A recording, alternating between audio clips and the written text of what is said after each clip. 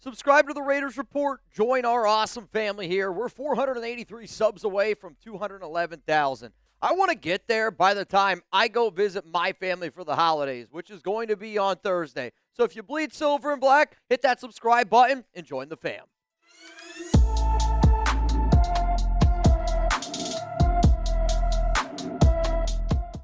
Raider Nation, what's going on? It's Mitchell Renz here, host of the Raiders Report, and coming up on today's show, some Raiders head coaching rumors that are circulating right now and also some information that has been given to me.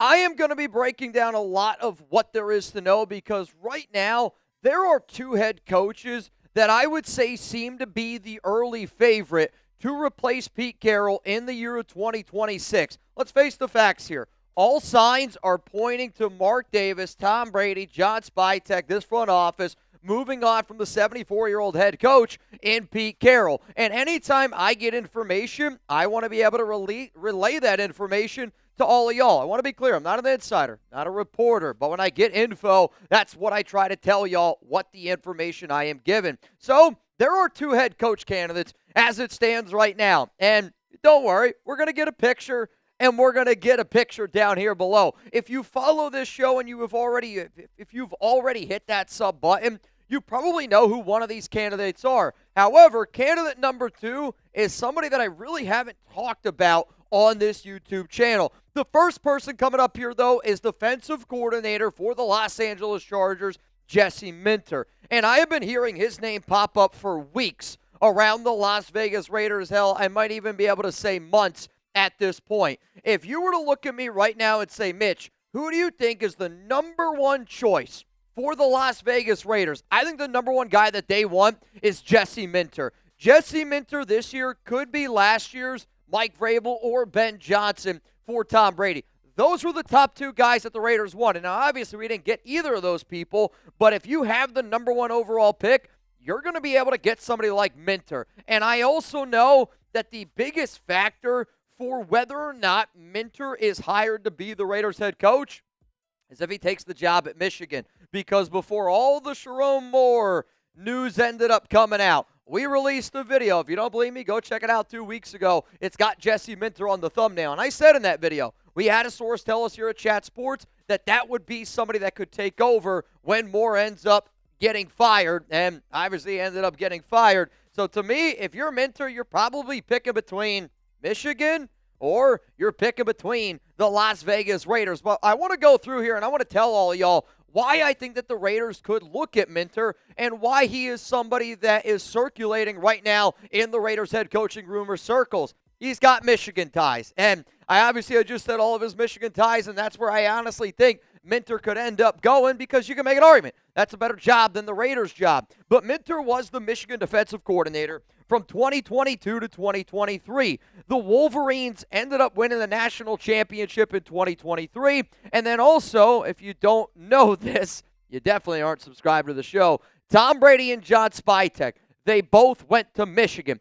Brady, one of the part owners, Spytek, the GM, were teammates with the Michigan Wolverines many, many years ago. But the fact that this is a organization, when I say this organization, I really mean Brady and I really mean Spytek. They want to try to build a program and they want to try to build something, I think, very similar to the way that college football programs are built. And the deals with NIL, with all the transfer portals, I don't think a lot of kids in today's day and age get to learn what it means to become part of a team. And what you're going to have to do is become a part of a team because you're going to have to get this thing rebuilt. So because Jesse Minter comes from some of those Michigan ties, that is very important to John Spytek and it's very important to Tom Brady. Let's go to the next reason here. The Harbaugh tree. And when you look at young coaches, I do think it's really smart to try to figure out, all right, who are they working under? What are the coaching philosophies that they're getting? And Jim Harbaugh is a winner. You know, if there's one thing that I really kick myself in the ass for, it's, man, we didn't hire Jim Harbaugh. Instead, we ended up sticking with Antonio Pierce. Not knowing if Harbaugh would have still chosen the job, but that is a totally different conversation. When Minter was the defensive coordinator at Michigan, you got to remember, Harbaugh was the head coach. And now he's currently the defensive coordinator for the Chargers underneath, yes, again, Jim Harbaugh. The reason why the Harbaugh tree is very important is for two reasons. One, the fact that Minter has worked beneath Jim and John since 2017, It's a lot of winning. I am somebody that believes that once you start winning, it can become contagious and you learn how to win. The Raiders right now are trying to figure out how to win. So bringing somebody in that knows how to win football games is important. But also Mark Davis loves the Harbaugh family. And one of the early on, many years ago, I want to say it was like 2022, Jim Harbaugh worked with Al Davis with the Raiders. So because that the Harbaugh family means something to Mark, Jesse Minter working underneath both Jim and John. If it matters to Mark, it should matter to you. Let's go to the next reason here why I think Minter could be hired. He's a young coach. Let's face the facts here. I don't think that we're going to be able to rebuild this thing in 1 year, though. I do think we're a lot closer than a lot of people actually realize, and I'm going to make a video today when I'm live, and I'm going to make a video you guys will see later on in the week, and I guarantee you're going to go, yeah, you know what? I think you're right. We're a lot closer, but we need to build for the future. And hiring a 74-year-old head coach who's just clearly outdated didn't make any sense for the hiring because, again, why are we trying to rebuild with the 74-year-old head coach? Minter's 42. He's going to be 43 in May. And if you find somebody that you know has a long history ahead of him, and I do know that Minter is a very well-liked and respected young coach, and I want to be able to bring in one of these young coaches to not only build with this Raiders team, but I also think that can understand these players more. You know, again, like I get Pete was a young 73, but a young 73 doesn't relate to today's day and age of football, doesn't relate to today's day and age of college football, doesn't relate to today's day and age just in terms of information that you can get and how to use all the information that is presented to you. Think about computers. Could you do more work on a computer than your grandfather? If you answered yes to that question, I think that's just a simple little thing of why you should want a young head coach. Let's go to the next reason here why I think you could end up getting Minter. You steal him away from the Chargers. And I've done this show for a long time, and we've done a lot of head coach and replacement videos. And every time I talk to sources about who could be the next Raiders head coach, one of the little nuggets that I always end up getting, and I'm not saying that I got it this time around in regards to Minter, but because I've done shows like this for basically every single year that I've hosted this program, I always just write down little notes, little tidbits that I get. And one of the tidbits that I got a few years ago, and it's just stuck with me, is Mark Davis values people with AFC West experience. And the fact that Minter has a little bit of that AFC West experience, the fact that you're able to steal him away from the Chargers, you're able to steal him away from Jim Harbaugh, somebody in your division, that's just a little bit of, I think, of a cherry on top. And look at the Chargers defense. This team is a very well-constructed defense. They got a lot of old guys on the team, no doubt about it, but 20.3 points per game through Week 15. That's ninth best in the NFL. And this is a defense that I don't think many people realize. Like, they use a lot of guys in the right ways. They're very smart in how they, really construct this roster. But Minter's done a lot of great things with Michigan. He's done a lot of great things in Baltimore. Jesse Minter is a smart young head coach. Let's go to the final reason here, and this is something that I was told in the last 24 hours.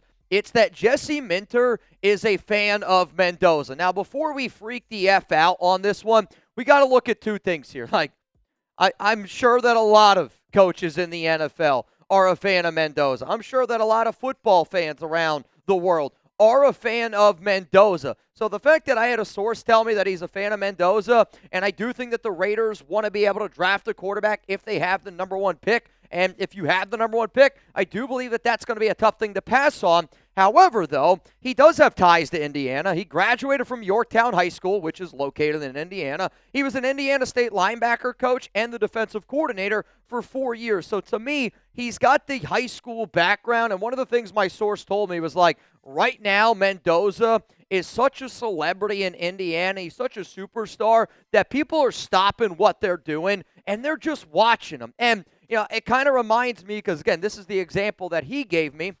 It's kind of like right now, like, you remember many years ago, Barry Bonds, when he was chasing the home run record, like ESPN on the bottom ticker literally had like Barry Bonds watch. It would be like NFL, MLB, Barry Bonds. He's such a star in Indiana that people are stopping what they're doing and they're watching him. So I think for somebody that maybe knows a lot of people in that Indiana area, that little extra tie to Mendoza, again, we're talking about the cherry on top for why the Raiders would want to go out and get Jesse Minter. Coming up next here on the show, Minter's the one name. And I think that for all of y'all that have been sub, that have heard me talk about names before, you probably knew that Minter was going to be the number one candidate. When I say number one candidate, I'm not saying he's like their number one guy. I do believe he is the front runner, and I do believe, based on the information that I've been given, that he is their top candidate that they're looking at. But the other candidate that you're about to see here for the Raiders was not in my top 10 Raiders head coaching list. I will be very honest. I would be on board with this hire. I think he's a very smart young head coach. And if the Raiders were to get candidate number 2 here, I think a lot of people would be pretty fired up about it. I'm going to tell you that new name in just a moment, but before I do, huge shout out to today's sponsor, PrizePicks. And I'm not using my lineup. I'm actually going to steal my guy Jeremy Chugg's lineup for this week. And he's going with a lot of quarterbacks. And whether you want to watch bowl games, basketball matchups, playoff pushes, it's all happening at once. And while you and I are out here making decisions every day of what gifts to buy, what to eat, which game to watch, there's one place where it feels good to be right. Now, here's the lineup that my guy Chugs is going to be rolling with. Less on Gardner Minshew. Love it. Trevor Lawrence, less after a phenomenal game against Denver in that defense. I like it. C.J. Stroud, give me the more against the Raiders, and that's a recipe for success. And then Phillip Rivers, less against the 49ers on Monday Night Football. You know, I'll tell you this. I actually would agree with every single one of these more and lesses. I mean, you pick more anything against the Raiders, you're going to have some success. And if you want to roll with my guy Chugs' lineup, then join millions of other users. Sign up for America's #1 fantasy sports app out there. Download the PrizePicks app today. Use code CLNS to get $50 in lineups after you play your first $5 lineup. That's code CLNS to get $50 in lineups after you play your first $5 lineup. PrizePicks, it's good to be right. Let's go to the other head coach here that I have recently started to hear some rumors about. And I am somebody that likes to believe, and you know I always say it here, where there's smoke, there's fire. There was a little bit of smoke last week, so I reached out to a few of the people that I typically hit up, and I said, hey, have you heard anything about Robert Saleh? And there are, in fact, some wheels that are starting to turn right now around the 49ers defensive coordinator in regards to him being the next head coach of the Las Vegas Raiders. But to me, one of the most interesting things that I really thought about this was the top 2 names that I'm hearing, right? The top 2 names that I'm hearing right now for the Raiders are both defensive coordinators. It's both Robert Saleh and it's Jesse Minter. I'm not saying that the Raiders aren't looking at anybody else. I'm just simply telling you the names that I'm hearing are Saleh and Minter, and those are the top 2 names. So with the team that could have the #1 overall pick and a team that could be able to draft Fernando Mendoza, I do find it interesting that they're looking potentially more at the defensive head coach route than the offensive route. So here's why the Raiders, I believe, though, could end up hiring Robert Saleh. You can't deny it. He is a great defensive mind. And I actually believe if you were to pull 32 GMs, 32 head coaches and say, who do you think are the most respected defensive minds in the NFL? I would be shocked if he wasn't on everybody's top 10 list. And he's been working in the NFL since 2005. He was the 49ers defensive coordinator all those great years from 2017 to 2020. He's the defensive coordinator this year. But the fact that he is, I think, so well respected by coaches, front office members, players around the NFL, that speaks volumes, and that type of shit does matter to Mark Davis. Let's go to another reason here. He does have head coach experience. Now, before you look at what his record was, before you look at, I think, how it ended up going down with the Jets, let's also sit back and go, if there's been an organization that's been a dumpster fire like the Raiders, I think you got to throw in the Jets, the Giants, the Browns, and the Raiders as being the worst organizations over the past, 10, 20 years? Is that a fair statement to make? And he was the Jets head coach from 2021 to 2024. I know a lot of people at the Jets. I know. I used to be an intern there. But he was extremely well-liked, and there was a lot of people in that organization that were pissed off at Woody Johnson for firing him because a lot of people didn't think that it was Robert Saleh's fault. Now, as a head coach record, 20-36, not very good. But what I want you to look at here is this. Yes, the first year they were ranked dead last in points per game, but that's just when he got it going and he had to take it over. But the reason why the Jets were bad with Saleh is because they couldn't figure anything out from the quarterback position. They couldn't figure out anything how to do on offense. And if you hire the right guys, hopefully you can get some of the right guys in there. But Saleh transformed that defense, and you can't tell me otherwise. That first year, 18.6 points per game, fourth in the NFL. I get that this started trending in the wrong direction, but when you are a part of a bad organization and then you go back to San Francisco, look at how many injuries the 49ers have had, and they don't miss a beat. Do you know why? It's because of good coaching. Let's go to the next reason here why the Raiders go out and hire him. It's the Shanahan tree. Another very well-loved and respected tree in NFL circles is the Kyle Shanahan, just the Shanahan tree in general. But, like, when I think of Saleh, I don't want to say Saleh reminds me of DeMeco Ryans because, honestly, DeMeco Ryans actually first reminded me of Robert Saleh because Ryans was a part of the Shanahan tree, and now he's a great head coach with Houston. If you are somebody that wants to try to build this unbelievable defense, and if you want to build this, like, really tough effing culture, I think bringing in a guy like Saleh, you're going to be able to do it because, again, DeMeco and Saleh are, I would say, cut from the exact same cloth, and everything that DeMeco stands for and everything that that team has been able to do, I get it. They haven't done a good job building an offensive line. Saleh also comes from the Carroll tree, which might scare some people, but that's the Carroll tree that was actually a great tree, right? Like, that's when Pete Carroll was building the Legion of Boom. That's 10, 15 years ago, Pete.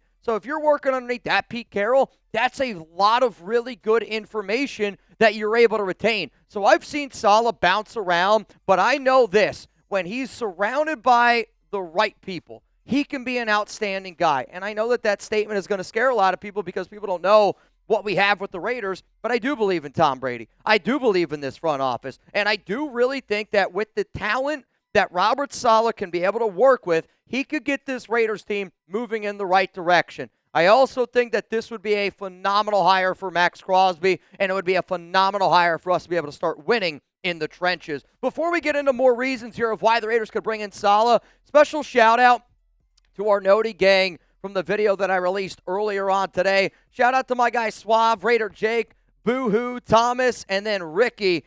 I know this season is tough. I know this year is tough, and I say it all the time. Please do not give up on me. So the very first people that I see commenting on a video that I drop at 9 a.m. my time, like that tells me that you guys are wanting my content, looking for my content.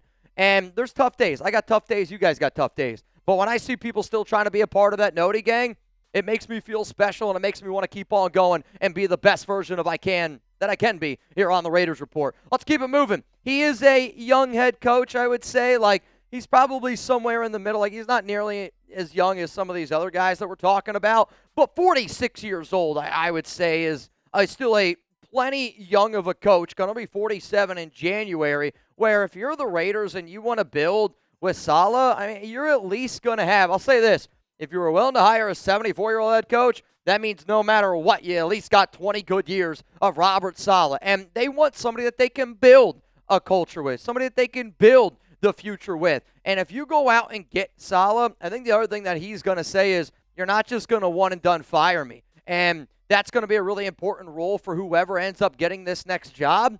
But I do think that Saleh has been able to prove and show that if you give him the right pieces, and if you allow him to build his team, he's going to be able to build a defense. And I actually think that it's way more difficult for the Raiders to build their defense than it is compared to building their offense based on the pieces that are already on this roster. So that's why you could end up bringing in Saleh. The final year is this, and maybe it's the biggest one.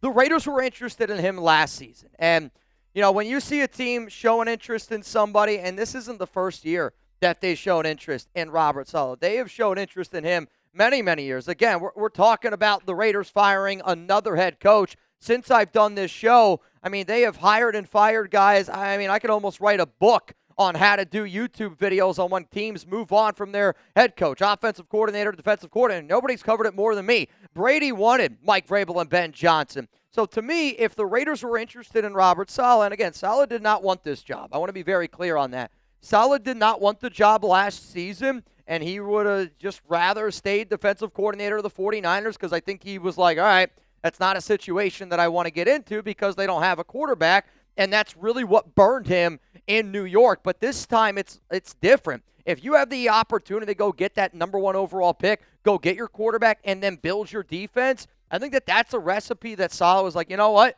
this is a recipe that I can do because you got a Brock Bowers, you have an Ashton Genty, you can build an offensive line in the free agency period. So to me, these are two head coaches that the Raiders are looking at, and if I were to say right now, who do I think are the front runners to get the job based on the sources that I talked to? I'm going to say it's Jesse Minter, and I'm going to say it's Robert Saleh. And if I do another, shouldn't say if, when I do another Raiders head coach candidates video, I guarantee you're going to see Saleh on that video.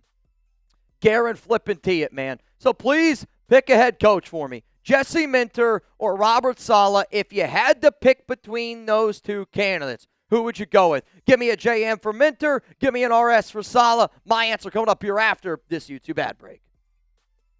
I'm going to sit up here and go, I would rather go with Jesse Minter, but I want to be very clear. I will take just about anything over Pete Carroll. And if you can upgrade at the head coaching position, you got to go out there and do it. If you want to see the video that I did where I break down my top 10 Raiders head coach candidates in 2026, it's right here. It's also going to be available for y'all down in the comments, down in the description of today's show. And if you don't know, I'm getting ready to go live here at 4 p.m. Eastern Time, 1 p.m. Pacific on the Raiders Report.